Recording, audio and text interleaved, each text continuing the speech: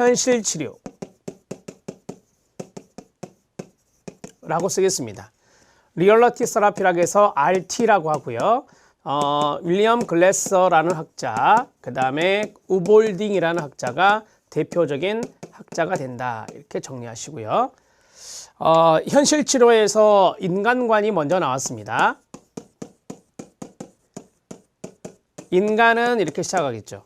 인간은 비결정론적이고 어떤 것에 의해서 결정되지 않는다라고 하는 거예요. 그러나 자기 스스로 선택하고 결정하는 것은 있다. 자기결정적이다. 이렇게 정리하시면 돼요. 이 두 가지를 헷갈리시면 안 됩니다. 그래서 이렇게 써드렸고요. 자, 인간에 대해서 긍정적인 인간관을 가지고 있다. 인간은 선택할 수 있다. 인간은 통제할 수 있다. 자, 이런 것들이 바로 스스로 통제하는 겁니다. 스스로 선택하고 스스로 통제하는 자기결정적으로 연결이 이루어져야 됩니다. 자, 그 다음에 그러면 뒤에 상담의 목표에서도 나오지만 우리가 상담의 목표에서 자율성이란 말이 나와요. 이런 것들이 다 자율성입니다. 그래서 인간의 자율성, 성취, 자율성, 획득 이런 것들을 중시 여긴다라고 보시면 돼요. 현실 치료에서는 이렇게 정리가 이루어지면 좋겠습니다. 자, 그 다음에 두 번째, 인간의 욕구입니다. 자, 인간의 욕구는 5가지가 있다라고 제시가 되었는데 암기법은 어떻게 된다? 소, 힘, 질, 자, 생입니다. 자, 소임질 자생은 첫 번째 소속, 두 번째는 힘, 세 번째는 즐거움. 즐거움은 fun이라고 해서 재미와 동의어. 그 다음에 자, 유. 그 다음에 생리적 욕구, 생존의 욕구가 있다. 동의어, 생리적 욕구. 자, 이렇게 정리가 됐는데 제가 자에 별표 칠하 있죠. 이 자리에 자존이 나오면 안 됩니다. 자존이나 자아실현이 나오면 안 된다. 그래서 조심하시라고 제가 별표를 친 겁니다. 이 자유는 즉 자기결정이나 자율성과 연관성이 있겠습니다. 자, 기본기를 해드렸고요. 이제 정체감 들어갑니다. 우리가 이제 정체감이라고 하는 것이 또 중요한 단어가 되는 게 바로 이 상담의 목표 중에 성공적 정체감 형성 이런 게 있거든요. 자, 자기 스스로에 대해 가지는 자아상이다라고 했어요. 그래서 자기정체감이라는 말을 쓰죠. 자, 정체감 어릴 때부터 발달하는데 성공적 상을 가지면 성공적 정체감을 형성시키고 패배적 상은 패배적 정체감을 형성시킨다고 합니다. 성공적 정체감을 가진 사람은 효과적으로 자신을 통제하고 책임감이 강하며 기본 욕구를 충족시킨다라고 했어요. 자, 그러면 여기 세 번째 상담의 목표로 들어갑니다. 바로 상담의 목표로 들어가는데 상담의 목표가 쭉 보면 동그라미 5번에 나와 있습니다. 동그라미 5번에 보면 내담자가 현실적이고 책임질 수 있는 행동을 하며 성공적인 정체감을 개발하여 자율성을 갖게 하는 것이다. 이렇게 이야기하고 있습니다. 자, 그러면 상담의 목표에 대해서 말씀을 드리면 첫 번째는 성공적 정체감입니다. 성공적 정체감의 형성이다 라고 말했고 그 다음에 두 번째는 자율성의 획득이다. 자율성의 획득이다. 이 두 가지로 이야기를 할 수 있어요.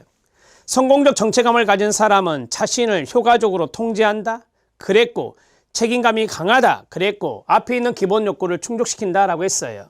성공적 정체감 형성은 바로 자기 통제, 그 다음에 책임성, 그 다음에 마지막 기본 욕구의 충족. 기본 욕구의 충족. 자, 이런 것들을 이야기하고 있는 것이 성공적 정체감 형성이라 말할 수 있습니다. 앞으로 말씀드리겠지만 이 단어가 상당히 중요해요. 책임성이라고 하는 responsibility라고 하는 이 단어가 중요합니다. 자, 자율성 획득이란 것이 나와 있었죠. 이 자율성은 바로 성공적 정체감이 형성되었을 때 자율성 있는 인간이 될 수 있다. 이렇게 말할 수 있고요. 이 자율성 획득에서 현실적이다라는 말이 나와요. 현실적. 우리가 현실 치료잖아요. 현실적이다. 그리고 의식적 마음이란 게 나올 거예요. 의식적이다. 자, 이러한 상태에서 바로 책임성 있는 행동을 하는 것입니다. 책임성 있는 행동을 보여주는 것, 그게 바로 자율성이라고 말할 수 있어요. 자, 지금 제가 쓴 이 단어들이 모두 다 현실 치료에서 중요하게 생각하는 단어들이라는 것을 기억해 주셔야 됩니다. 여기에서는 인지, no, 정서, no, 행동입니다. 행동을 강조하는 것이다 라고 보시면 돼요. 자, 그러면 현실 치료의 특징 들어가도록 하겠습니다. 별표 2개입니다. 자, 첫 번째 현관펜 준비하시고 의학적 모델을 거부합니다. 의학적 모델이 정신분석 아닙니까? 정신분석은 결정론적 관점 갖고 있기 때문에 당연히 반대하겠죠. 니은 긍정적 탐닉의 밑줄입니다. 디귿 책임에 대한 강조입니다. 밑줄입니다. 리을 옳고 그름의 가치 판단, 그 자리에 밑줄입니다. 자, 저기 뒤에면 도덕성이란 게 나옵니다. 도덕성 나오죠? 네, 그 자리에 밑줄입니다. 자, 그 다음에 미음입니다. 과거 탐색 가치 평가에 대한 과소평가라고 했어요. 과거 동그라미 과소평가 밑줄입니다. 과거를 중시하는 것은 정신분석이죠. 자, 그 다음에 전이 경시 밑줄입니다. 전이를 강조하는 것은 네, 정신분석이죠. 정신분석과 반대되는 성향이다라고 보시면 돼요. 현실치료는. 자, 통찰을 통한 변화가 강조하는 게 뭐죠? 통찰을 통한 변화는 정신분석입니다. 그것보다는 끊어요. 적극적으로 욕구 충족을 위해서 새로운 방법을 교육시키는 것을 강조한다라고 했어요. 자, 자기 자신에 대해서 통제하고 자기 자신에 대해서 자기 자신이 선택하고 이런 것들을 교육시키는 것을 강조한다는 것이죠. 자, 현관표로 밑줄 끝났습니다. 이제 교재 내용을 쭉 보면 정신병적 행동은 우연히 일어난 것이 아니라 개인이 선택한 것이다. 그래서 의학적 모델을 거부하는 것입니다. 그 다음에 긍정적 탐닉입니다. 달리기, 명상 등의 삶에 있어서 심리적인 힘의 자원을 얻는데 긍정적으로 탐닉할 것을 강조하고 있습니다. 긍정적 탐닉, 사색 이런 것들을 생각하시면 됩니다. 자, 그 다음에 책임에 대한 강조입니다. 책임은 다른 사람의 욕구 충족을 방해하지 않는 범위에서 자신의 욕구를 충족시키는 노력입니다. 정신건강과 책임을 같은 개념으로 봅니다. 책임 있는 행동은 정신건강의 원인이 되고 불행은 무책임의 결과가 된다. 그래서 책임성 있는 행동이 중요하다라고 하는 것이죠. 옳고 그름의 가치 판단을 강조함으로써 다른 상담 접근과 달리 도덕성을 강조하고 있습니다. 가치 판단 없이 악한 행동을 하면 타인의 비난이나 처벌 등의 현실적인 책임을 면하기 어렵습니다. 따라서 이 도덕성, 옳고 그름의 가치 판단이라고 하는 도덕성을 강조한다라고 보시면 됩니다. 과거 탐색의 가치에 대한 과소평가입니다. 지금 여기에 초점을 둡니다. 현실 치료니까 보다 나은 선택함으로써 현실 세계를 효과적으로 조정하게 되는 겁니다. 그러니까 과거는 덜 중요하다라고 하는 거죠. 전이 경시입니다. 전이는 상담자가 한 인간으로 숨어 있는 것으로 간주하며 이를 거부하였습니다. 통찰을 통한 변화, 이게 중요한 게 아니다. 그것보다는 적극적으로 욕구 충족을 위해서 새로운 방법들을 교육시켜라. 이런 것들이 중요하다라고 이야기할 수 있습니다. 자, 여기까지 진행을 쭉 해드렸는데 이 내용을 좀 더 간단하게 살펴보도록 하겠습니다. 자, 여기다 쓰겠습니다. 네 번째 특징입니다. 특징을 간단한 어구로 거기 나온 간단한 부분들로 정리를 하겠습니다. 잘 따라와 주시기 바랍니다. 자, 현실 치료입니다. 그렇죠? 현실 치료이기 때문에 현재를 강조합니다. 과거는 중시하지 않습니다. 자, 그 다음에 두 번째. 자, 두 번째는 과거를 중시하는 것이 뭐였죠? 정신분석이었어요. 정신분석은 전이를 강조하죠. 전이를 중시하지 않습니다. 전이를 경시합니다. 자, 그러면 정신분석은 의학적 모델입니다. 의학적 모델에 대해서 거부합니다. 자, 그러면 이러한 것들을 묶어서 무의식세계를 중시하지 않습니다. 무의식세계 중시하지 않습니다. 이런 식으로 정리할 수 있겠죠. 자, 계속 현실 치료에서 강조하는 단어들을 앞에서 많이 써드렸거든요. 책임성 있는 행동을 강조합니다. 책임성 있는 행동을 지금 여기 시점에서 해야 돼요. 그래서 의식적인 마음이 중요해요. 의식적인 마음이 중시되는 거예요. 자, 의식의 반대편에 무의식이 있죠. 무의식 세계를 중요시하지 않는 것과 의식적인 마음을 중요시하는 것 서로 일맥상통합니다. 자, 계속 가겠습니다. 옳고 그름의 가치 판단이 중요하다라고 했어요. 도덕성을 중시한다라고 했죠. 도덕성을 중시하는 것은 옳고 그름의 판단이다. 옳고 그름의 판단, 이런 것들을 강조한다는 겁니다. 자, 그 다음에 긍정적인 탐닉이란 것이 있었죠. 긍정적인 탐닉이라고 하는 것이 있었습니다. 자, 우리가 이제 통찰이라면은 정신분석에서 나와요. 그래서 통찰을 통한 변화 강조하지 않습니다. 통찰을 통한 변화, 통찰을 통한 변화도 중요하게 생각하지 않는다. 이렇게 정리하시고요. 밑에 있지만 미리 말씀을 드리면 이 특징에서 변명을 받아들이지 않아요. 내담자가 이렇게 해서 나는 이런 행동을 하지 못했어요 라고 하는 변명 거부. 자, 변명 거부의 입장이고, 그 다음에 그렇다고 해서 처벌하지 않습니다. 처벌 면제의 입장, 이런 것들이 여기에 해당될 수 있다. 이렇게 보시면 돼요. 자, 여러분 교재에는 나와 있지 않지만 현실 치료에 3R이 있습니다. 자, 별표 치시고요. 현실 치료에 3R은 어떤 것이 있느냐? 제가 여기서 좀 잡아볼게요. 이 현재와 동의어는 현실이죠. 이게 하나예요. 현실.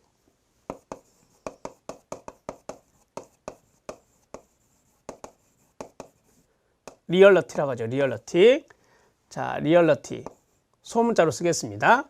리얼러티. 그 다음에 두 번째. 여기 단어. 이게 두 번째가 됩니다. 이게 뭐죠? 네, responsibility, 책임성입니다.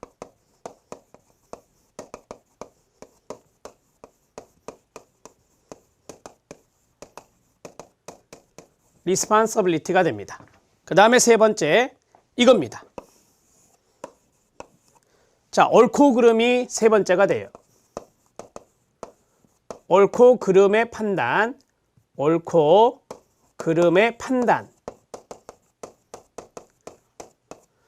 우리가 옳은 것을 right, 그 다음에 옳지 않은 것을 wrong 이라고 하잖아요.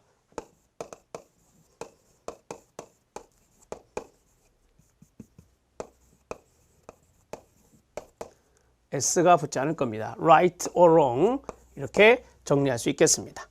자, 수리할 말씀드렸습니다. 정리해 드렸고요. 자, 이제 어디를 보시냐면 상담 과정에 별표를 하나 쳐주시기 바랍니다. 자, 이제 6번 상담 과정을 보도록 하겠습니다. 상담 과정 아래에 각주가 있습니다. 그 각주를 잠깐 보시면 현실 치료의 과정이 있어요. WDEP가 보이신가요? 그 자리에 현관펜 밑줄입니다. 이게 순서거든요. WDEP는 우볼딩이라는 학자가 이야기한 건데, 자, WDEP 이 순서대로 이해하셔야 됩니다. want, 바람, WD, doing, 실행, 그 다음에 evaluation, 평가, 그 다음에 마지막이 P잖아요. 이것은 plan, 계획이다. 이렇게 정리할 수 있어요. 위로 올라가서요. 자, 기억 상담관계 형성한다. 라포 형성, 친구 되기입니다. 현재 행동에 초점을 두고요. 현재 행동 밑줄. 내담자가 자신의 욕구 충족을 위해 현재 어떤 행동을 하는지 알아봅니다. 행동을 평가합니다. 현재의 내담자 행동이 욕구 충족에 도움이 되는지 방해되는지 스스로 평가하게 되는 겁니다. 그 다음에 활동 계획 짜기. 현재 행동 중에 부정적인 것을 찾아 긍정적인 것을 고치기 위한 계획을 짜는 겁니다. 기억, 니은, 디귿, 리을이 있는데요. 여기 안에 WDEP가 숨겨져 있는 거잖아요. 자, 그 다음에 다짐을 받아낸다라고 했어요. 자, 계획했어요. 그러면 그 계획한 행동을 내담자가 해야 됩니다. 다짐을 받아내야 되겠죠. 변명을 받아들이지 않기. 여기 나왔네요. 변명 거부. 변명 받아들이지 않기. 내담자가 변명을 할 때 변명은 받아들이지 않고 실행하지 않는 잘못을 받아들이게 하는 겁니다. 다시 계획을 수립하죠. 처벌을 사용하지 않기. 그게 바로 뭐라고요? 처벌 면제입니다. 처벌 사용하면 더 폐쇄적인 정체감을 가지게 되기 때문에 상담 관계가 악화가 돼요. 폐쇄적인 정체성이 아니라 성공적 정체성을 갖게 해야 되기 때문에 처벌은 하지 않습니다. 자, 그 다음에 절대 포기하지 않습니다. 내담자의 변화 가능성을 끝까지 믿어주는 것. 이게 바로 포기하지 않기의 자세입니다. 포기하지 않기. 자, 상담 과정의 내용을 쭉 말씀을 드렸는데 여기에서 WDEP는 정리가 돼야 돼요. 여기에 하겠습니다. 다섯 번째 과정. 우볼딩이 말한 것에 의하면 W, D, E, P. 자, W는 want라고 했어요. want. 바람이라고 하는 거. 우리가 보통 욕구라고 하잖아요. 자, 이렇게 진행이 되는데, 내담자의 욕구가 충족되지 못한 욕구가 뭔지, 내담자의 불충족 욕구는, 내담자의 불충족 욕구는 무엇인지, 바람은 무엇인지, 이런 것들을 살펴볼 필요가 있다. 자, 그 다음에 두 번째가 doing입니다. 자, doing은 실행이라 하죠. 실행. 우리가 보통 개입이라고 하는 것이죠. 그 다음에 evaluation이라고 합니다. evaluation은 평가라고 합니다. 평가. 자, 그 다음에 마지막은 플랜이 됩니다. 플랜은 계획이다. 이렇게 정리할 수 있어요. 오른쪽에 있는 내용은 신경 쓰지 마세요. 이 순서가 중요한 거예요. 그래서 WDP 이렇게 가는데 예를 들어서 문제 지문에서 WEDP 이런 식으로 나오면 이거는 틀린 것이다 라고 정리하시면 돼요. 이렇게 나온 적도 있거든요. 그래서 WDP를 정리하시기 바랍니다. 바람, 실행, 평가, 계획의 순서대로 이루어진다. 자, 정리가 됐습니다. 여기 나와 있는 내용을 바탕으로 해서 정리를 쭉 해주시면 충분합니다. 자, 이제 세 번째입니다. 인지 또는 행동 중심 상담 이론인데 여기 안에는 크게 두 가지가 있어요. 하나는 행동주의 상담이 있고 하나는 인지정서 상담이 있습니다. 앞에 있는 것은 행동을 강조하는 거고요. 뒤에 있는 것은 인지를 강조하는 거예요. 이렇게 해서 두 가지를 하면 상담 기본 이론은 끝나게 돼요. 자, 그러면 행동주의 상담으로 들어갑니다. 행동주의 상담 이론 들어가기 전에 스키너의 행동주의 이론이 기본적으로 나왔어요. 행동주의 상담 이론을 행동주의 이론의 기본을 두고 있겠죠. 자, 갑니다. 스키너 많이 들어보셨을 겁니다. 스키너는 행동주의 학습이론 학자인데 그 학습이론 중에서도 조작적 조건하의 학습이론 학자입니다. 행동주의 이론의 특징은 내적인 인간의 동기와 욕구 등에 초점을 두지 않습니다. 구체적으로 관찰할 수 있는 인간 행동에 관심을 기울이고 있다는 점이 행동주의 이론의 특징이 되겠죠. 특히 행동주의 이론은 인간 행동이 학습되어 나타나는 행동의 양상이기 때문에 자, 행동을 수정하도록 학습시킵니다. 행동 수정의 동그라미. 행동주의 이론의 가장 기본적인 목표가 뭐겠어요? 바람직하지 못한 행동을 바람직한 행동을 바꾸는 거예요. 그게 바로 행동 수정이다 하죠. 이렇게 정리합니다. 인간에 대한 관점 별표 하나만 쳐주시기 바랍니다.